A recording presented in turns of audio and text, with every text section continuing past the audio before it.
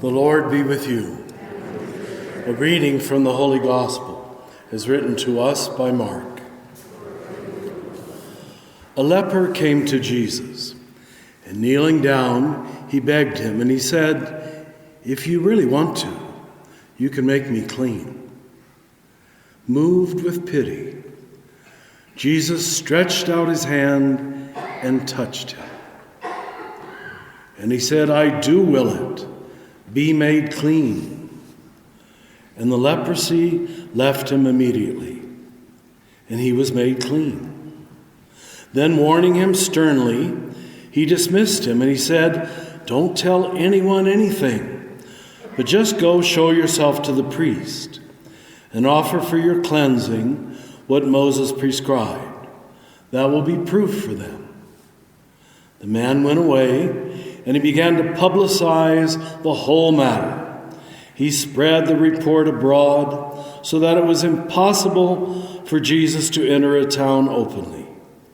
He remained outside in deserted places, yet people kept coming to him from everywhere. This is good news from the Lord.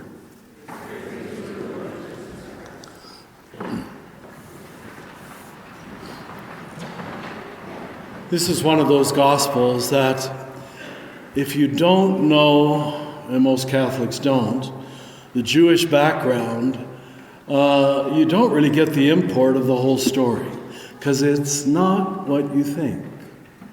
So let's just give us the setting, just a little bit. First of all, I know when you and I hear healing stories or exorcisms, we immediately think, well, this is good old Jesus again proving that he's God. It has nothing to do with that. And the proof of that is in all three of the synoptic Gospels, Jesus tells the disciples, "You will heal and you will drive out devils." So if they're doing it too, this is not meant as a proof that he's God. In fact, as in almost all native and ancient cultures, healing was a multifaceted phenomenon. They weren't as materialistic as we are. They expected healing to come from many sources. Now, the people who held the monopoly, as is often the case, were the priests, the temple, religion. They were the official healers. And that's what you heard in the first reading, where it was very clear that when you were a leper, you were not allowed to come into the city, and no one was allowed to touch you. Now, unless you know those two things, and most of us wouldn't, you don't get the import of the gospel. Because Jesus, here he comes along, and to use our language, he's offering free health care. And you know who this is a threat to, as it is to our government apparently? It's a threat to the temple. It's a threat to the priestly class. And that's why he tells them, go show yourself to the priests. I'm not picking a fight with them. I'm not trying to compete with them. But I am administering and offering a whole different level of healing. Spiritual healing. Usually it's actually relational healing. If you look at every single healing story, and every time Jesus drives out a devil, he resituates the person inside of the village, the community, the law, and he tells them, in effect, you're okay. He takes away what we would call, it's not their word, it's ours, their low self-esteem. So, we heard in the first reading, if you were listening, and I'm sure you were, to even touch a leper makes you unclean too. And that's why the text goes out of its way to say he touched him. And why? As I said, he tells them, now don't tell anybody about it. I'm not competing with the priests. But sure enough, the people began to publicize the whole matter. The report spread abroad.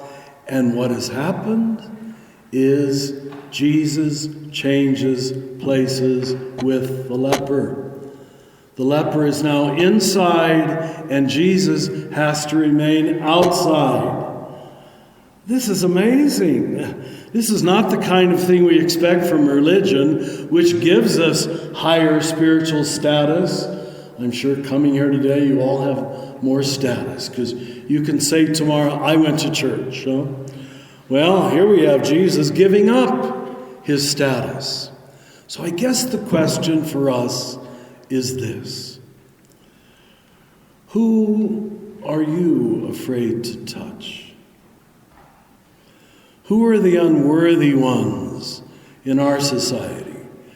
We seem to be mass producing them under our present government, but we all have our little rules of who's in and who's out, who's right and who's wrong. Who would you be willing to change places with, at the risk of touching, loving, caring for, or having a friend, perhaps a handicapped friend, perhaps a homeless person, perhaps a gay or lesbian person, perhaps a black person? We still have our categories absolutely equivalent to lepers, and we all do. Liberal people have them and conservative people have them. Conservatives tend to have more, but we all have people that we have decided are unworthy. So now you can read this gospel in a very different way. It's not just a pious story about Jesus, the great healer, and we're all supposed to cheer for Jesus. Isn't he wonderful? Isn't he God? What he says to the disciples, he's saying to you as disciples, who are you going to touch? Who are you going to befriend? When are you going to go outside the walls of the South Valley or the Hispanic culture or the Catholic Church? Until you do that, until I do that, I don't think any of us are like Jesus.